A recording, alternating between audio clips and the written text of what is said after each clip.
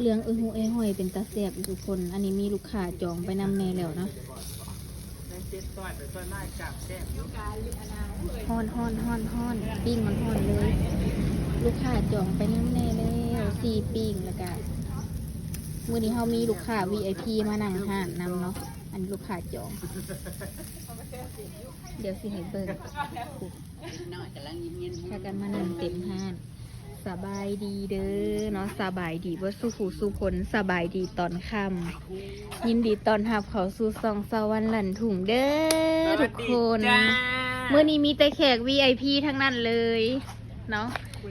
ปิ้งย่างคนละ100คนละ100กินอิ่มหรือยังจุดไปยังค่ะ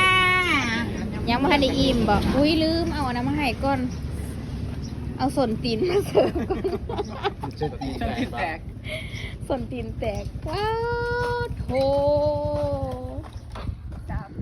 ป๊าดมาแต่กรุงเทพกรุงไทยละเด้อนี่เบาแปบสาวหลัดพี่น้องมาหอดเมื่อวานนี่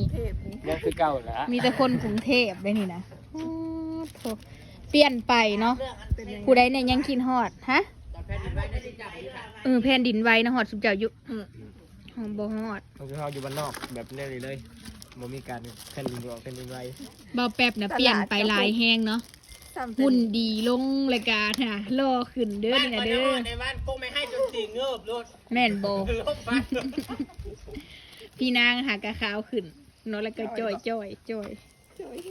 กันสิบอกแค่นั้นได้ก็ยก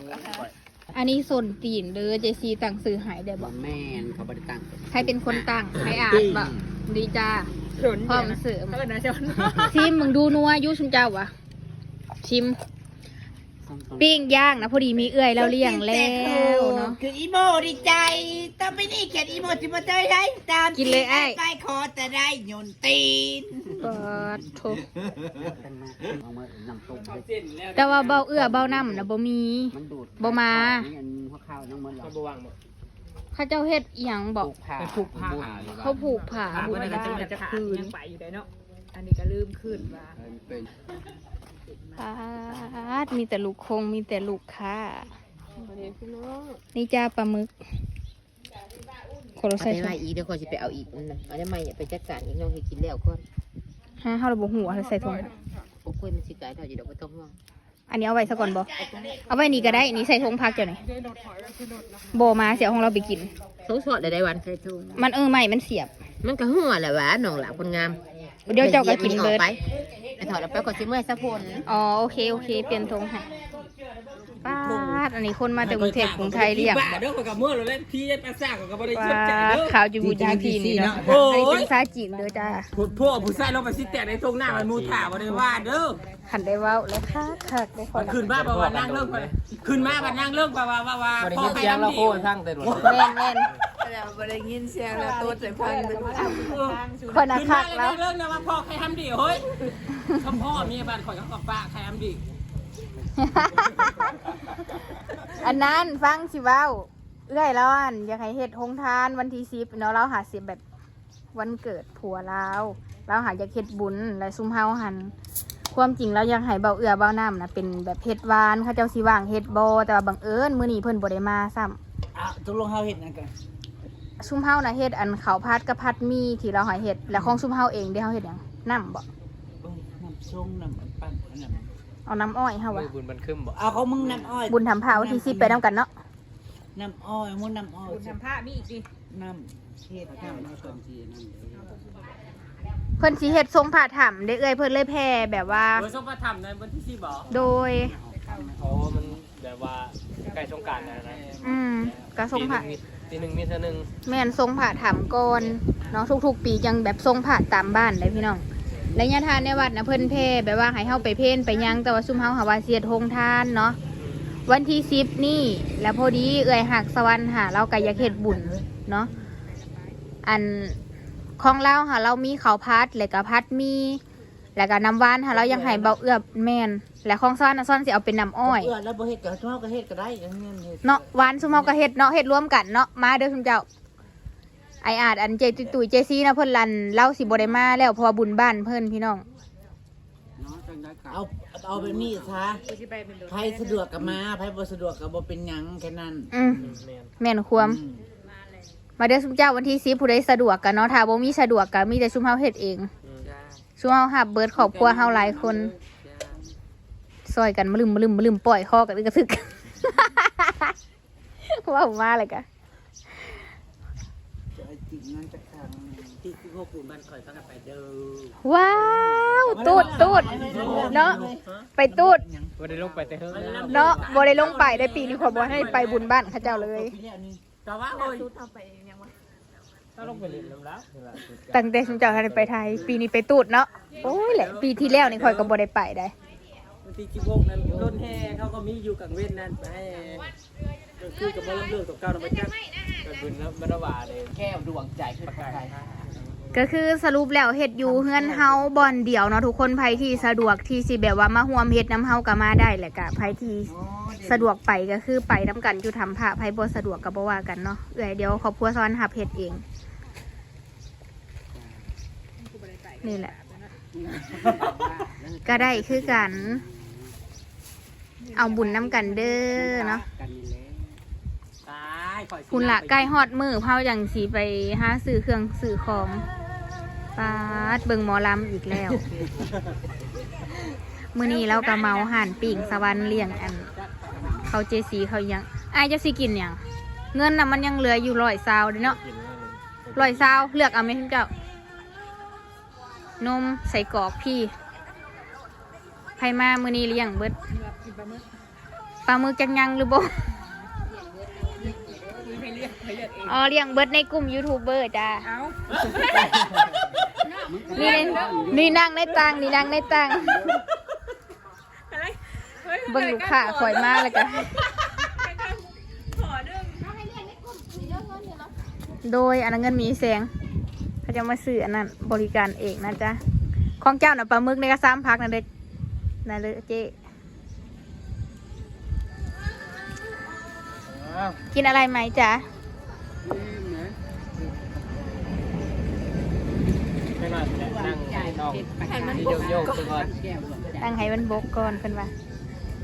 ลูกค้าเฮาก็พอได้ค่ะอยู่บางทีนี่ก็มาหน้าห้านยิ้มๆโดนๆได้พอกันเดือนหนึงเนาะเบาแป๊บนะเพิ่นอันเพิ่งบ่ได้สิลงอีกนะ วันที่2-3มูลง วันที่22-23หมูลงแล้วเพิ่นก็สิลงไปอีก แต่ยังบ่แน่ใจว่ามื้อใดบุญเมืองไทยเด้อลงแค่บ่แต่ว่ามันกันหอดคิวเขาเจ้าก็บ่ลงมาบ่ว่าลงให้นะ อ๋อ ปกติก็ หมูลงตามคิว อืม วันที่2-3 กำลังสงกรานต์ถือว่าช่วงนี้เพิ่นก็ขึ้นมาพักผ่อนเนาะ แม่นได้พักอยู่2อาทิตย์กว่า นั่นเด้ก็มีแฮงกลับลงไปแล้วเนาะกำลังชินกับขี้หมูแม่นบ่กลับขึ้นมาลงไปแล้วสิได้เมนอีก มันก็ธรรมดาเข้าไปนะเปิดพัดลมเนาะ หั่นแหละหาทึนแล้วก็มาเปิดเลี้ยงอยู่บ้านเฮา พัดลมดูดอากาศมันปั่นออกตลอด อยู่ใกล้ๆน่ะอาจสิบ่เมนพวกอยู่ทางนอกพี่เมนนะเพราะว่ากลิ่นมันน่ะออกทางนอกเนาะ แม่นพัดลมใหญ่ อืม ตัวเยอะใช่ มาเฮ็ดมาเปิดฟาร์มอยู่บ้านเฮาเด้อ เจ็ดโต เสียแป๊บฟาร์มหมู คันได้ทึนเนี่ยมันพอเฮ็ดอยู่ไงมันก็บ่ยาก ได้อยู่ดอก แต่ว่าคันว่าไผดับก็ต่อผ่าอยากลงไว้ จนข่าวเลยชวนไปเลี้ยงหมู2เท่า เขาใช้เครื่องรถไถได้เครื่องคอมพิวเตอร์นี่บ่ได้คันไผดับแล้วต่อเลยผ่าอยากลง ช่วงนี้อยู่บ้านเฮานะหมูเป็นราคาเนาะโลละเท่าใดพุสั่งเขาเจ้าสิขาย55,000บ่ปาดโลละ55,000เลย เจ้าเจ้ามาเลี้ยงไปทำไม ละ500ก็บ่มีผู้ซื้อ มันก็มีตอนขึ้นตอนลงหั่นแหละ มันตายตัวละเป็นร้อยโลนะเขาขาย4 เลี้ยงว่าเมื่อปีก็บ่ได้ อ่า บ้านเฮาเนาะ อยากให้อยู่แถวบ้านเฮาได้เนาะ เนี่ยยันตีกันเอาอยู่ไปทายแพงเลย แม่น ขายเมื่อสิตัวน้อยเนาะ แม่กับลูกน่ะมันบ่ได้เขาจามที่บ้าน ๆชุมเจ้าน่ะได้ครัวตลอดบ่ แม่นเนาะมัน เขา ขายแล้วขายกี่ขั้นแล้วก็ให้เราขาย อ๋อเราก็แบบอันให้ครัวกินแล้วล่ะ แม่น เออ ก็คือ จนบ่ฮู้สิเฮ็ดเมนูหยัง ผัดปิ่งทอดสารพัดก็เฮ็ดแล้วเนาะ คอกแล้วมันไกลๆเนาะแต่นี่ผู้มันตายน่ะได้เราแซ่ล้อแล้วก็ยุ่งงามเย็นจะฮอด เงิน500 เป็นเอาได้มันก็เป็นตาอยู่อยู่ติ แม่นเป็นกาใครอยู่ หุ่นดีขนาดเลยพี่น้องป้าถูขาวปุรุษไปลอยอีกเนาะ สินักแต่2เดือนสุดท้ายช่วงหมูเขาเดือน3กับเดือน4 อืม เข็นอาหาร เดือนหนึงกับเดือนเดือนหนึงกับเดือนสองมันก็ธรรมดา ทำนี้ อืม ช่วงหมูใหญ่มันก็สิกินเร่งๆนะก็อัดอาหารเขาเรื่อย เสียฟาร์มหมูเด้อทุกคน ว่าที่จังเห็นว่าที่เสียทำหมู ตอนนี้ยังเป็นเที่ยยังเป็นเที่ย เดี๋ยวเพิ่นสิกลับพากันลงไปอีกช่วงนี้มาพักผ่อนสงกรานต์เนาะเดี๋ยวเราต้องเฮ็ดอนากันอีก ใช้บริใช้เครื่องบ่ คอยลืมให้พี่เอาอันนั้นขึ้นมา เข้าไปเรียกตัวนี้เขาไม่ได้ทำขั้นบอลได้ไม่ใช่โลกอ่ะนะง่ายลูกค้ามาแล้ว ลูกค้ามา ลูกค้าตะวันมาแล้วพี่น้อง นี่การมันก็ทำหน้านี่ก็ผู้หามันบ่คืออาหารไก่ที่เราก็บ่ควรเดี๋ยวชี้ไก่ ลูกค้ามาส่งค โจ้คือว่าอ่านมัน ำร่มหนาวทุกคนเลยหนาวเดือนเมษา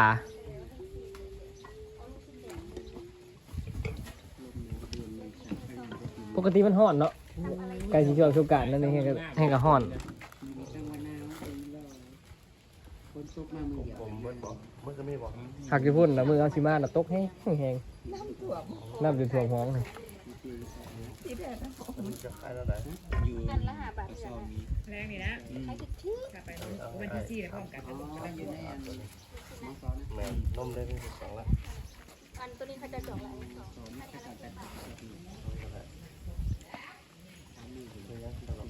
กระชิวุ่นประมาณนี้พี่น้องเวลาลูกค้ามาเนาะ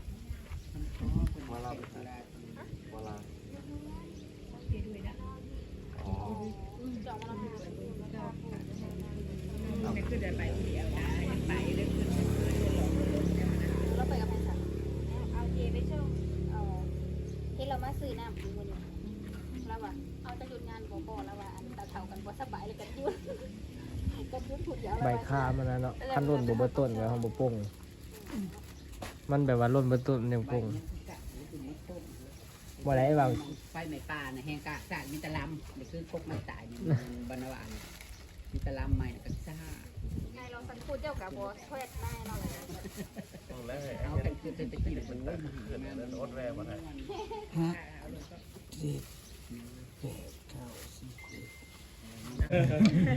ลูกค้าปิดลูกค้าคนสุดท้ายบ่นี่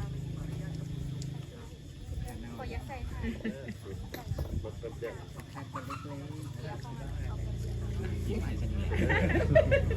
เราเวลาเจอคนจะว่า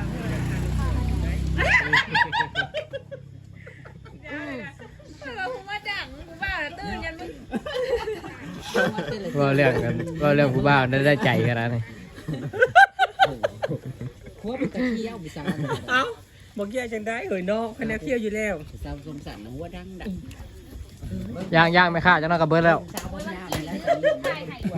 ตายอยู่ วันนั้นน้องเอ้ยเล่นน้ำกันก็แจ้งว่าวันเจ้ากันเลยเจ้าข้าเขาคงปวดแต่คืนนี้บอกอ้าว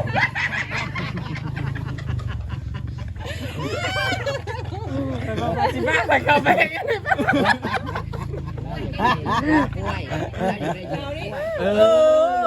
เต้นน้ำกันจนบนคืนมันแจ้งมาเอ้าข่อย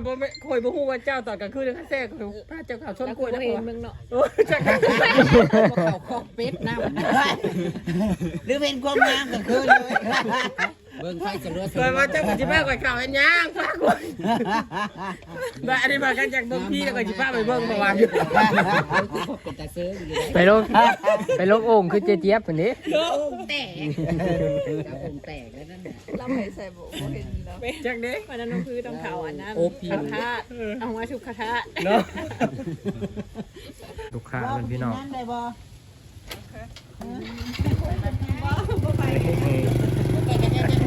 บอกพ่อไปก็อยาก ก็คือผู้เช้านี่จะฝากอะไรนี่แม่ค้าคนสวยไม่เจอกันนานพี่น้องมึงเนี่ยเพิ่นเบ้งเบ่งเลย อยากบอกว่าอ้วนก็ว่า เอาเว้นนี่บ่แป๊บบีบแกใช่แล้วบ่แป๊บขี่รถกายลงไปเราบีบแกใช่เพิ่นละแนมเบิ่งบ่แป๊บขึ้นมาเพิ่นบ่จื้อ เห็นคนบ้านอื่นได้หล่อโพดเลยหล่ออีว่าจื้อแล้ว จนขี่รถกายไปไกลเตอเพิ่นจึงได้เอิ้นใช่ ลงหดอ้าย นี่ทุกคน เขาจองไปแล้ว ขายดีที่สุดเลยได้นี่นะ เมนู บ้านเฮามันบ่มีผู้เฮ็ดขายเนาะ เมนูประจำร้าน นี่ ของเราประจำหมู่บ้าน ปีนี้ทุกเพิ่นลุยเองพี่น้องสาวันกับตาแสงเนาะปีแล้วบ่แบบขายน้ำ นางบุดู แม่น ไอ้บุดู ทุกคนสู่แยกทางกันไปสู่ชีวิต หาเงินหาคำใหญ่ นี่ นะ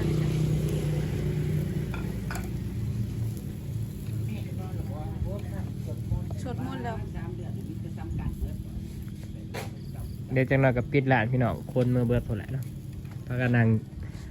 ซุ่มกันซิ่วๆโดนๆมาพอกัน ห่านของเฮามื้อนี้เฮานั่งอยู่หลายคู่หลายคนเนาะเฮาก็สิซอแซงเพิ่นก็สิเริ่มเก็บแล้วแหละพี่น้องห่านซ้อนก็ถือว่าขายดีอยู่มื้อนี้ค่ะเนาะเฮาก็ส่งแน่แล้วก็อันนั้นแน่ปาดอันนี้มีแต่ปองซาจิไปแล้วเด้อทุกคนคลิปนี้กันเนาะสบายดีขอบใจเอ่ยหลายๆเด้อเนาะ แล้วเพิ่นวันนี้ยังสับลาบอยู่